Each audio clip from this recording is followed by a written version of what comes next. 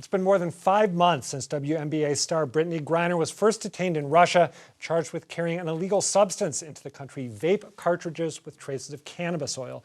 Griner pleaded guilty at her trial earlier this month. She faced up to 10 years in prison. She and her supporters have pleaded with the U.S. government to free her. Most recently, in a handwritten letter, Griner spoke directly to President Biden, begging him not to forget about her. But while any diplomatic efforts have been kept under wraps, it's clear that so far, at least, any attempts to free her have been unsuccessful.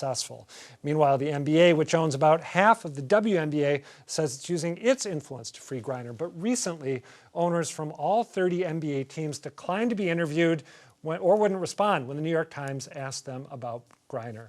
So is her ongoing detention a case study in the limits of American power, a lack of political will, or the different value that much of society attaches to men's and women's sports? Joining me are Shira Springer, journalist and lecturer at the MIT Sloan School of Management, where she focuses on the intersection of sports and culture, and Peter Roby, former athletic director for Northeastern University. Thank you both for being here. Peter, what is your take on why 5 months on, Brittney Griner still hasn't been released?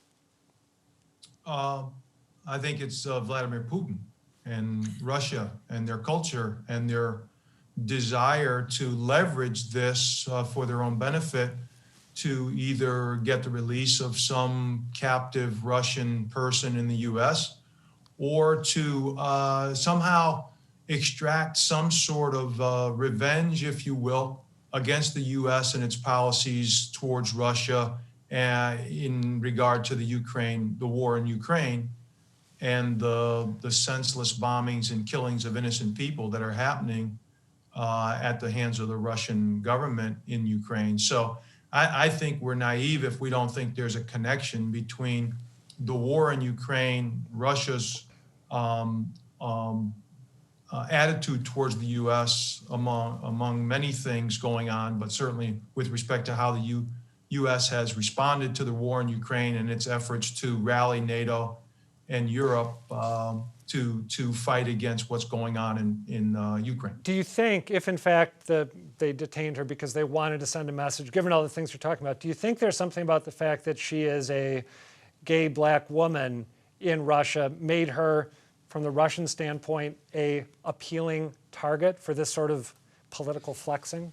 It's hard to know what they're thinking because I don't think they're really rational when it comes to these types of things. But the fact that she's as well-known a professional athlete as she is, a 2-time gold medal Olympian, 7-time WNBA All-Star, I mean, she's got a huge profile, so I think that has as much to do with it as the fact that she's black or a lesbian. I don't think that that's necessarily what's driving Russia, but it's hard to know.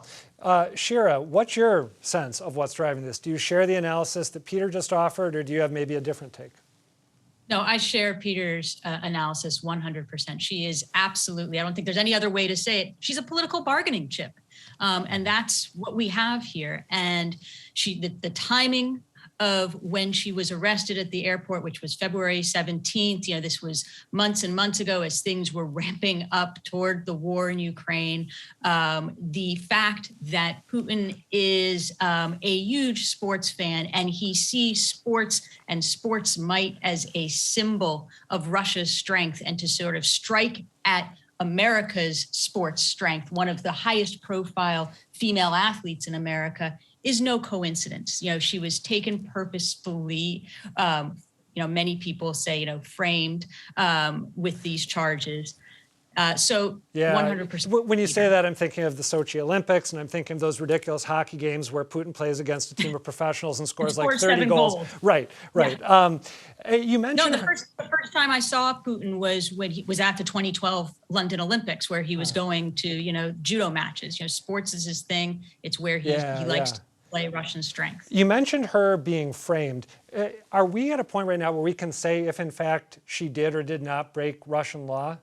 do you think? I don't think we're at a point because there's so much secrecy and so much obfuscation about what goes on with Russia and the Russian legal system. And I may have, sort of overstepped in some ways in saying. No. I think a lot of people think she probably was. But I think that is, that is what a lot of people are saying because of the timing, because, this was a small, alleging a minuscule amount of hashish oil, and then the disproportionate charge of, sort of this intent to transport and distribute drugs, something that carries for her a 10-year penalty. It all seems a bit fishy, as does the fact that this whole judicial process is a bit sketchy. Her detention, her pretrial detention repeatedly being extended. She was denied home detention.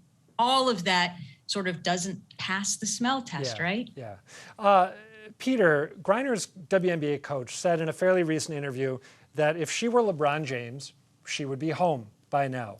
The coach went on to say it's a statement about the value of women, it's a statement about the value of a black person, it's a statement about the value of a gay person. All of those things, we know it, and so that's what hurts a little more.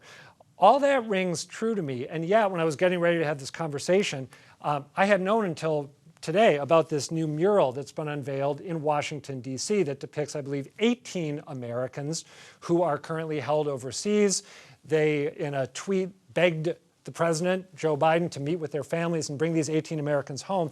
And I was struck by the fact that Griner was the only face on that mural that I recognized. Is it fair to say that Griner may be suffering, on the one hand, from a lack of privilege vis-a-vis male athletes and how LeBron James might be treated in this situation, while at the same time she's benefiting from a higher visibility compared to ordinary people who don't happen to be sports stars? Yeah, I think that is true. It appears to be that way because, as you say, you didn't recognize anybody else on that mural, and we haven't really read very much about the other folks being held against their will in Russia.